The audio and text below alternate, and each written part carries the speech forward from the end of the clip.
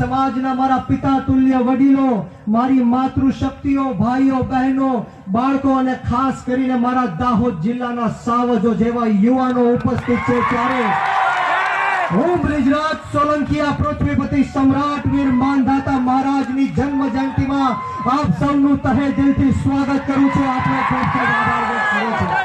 મિત્રો, વિશેષ વાતો નથી કરવી, પરંતુ હર હંમેશ કહું છું કે કોળી સમાજના દીકરાઓ મરદના ફાડિયાઓ છે, મરદના ફાડિયાઓ.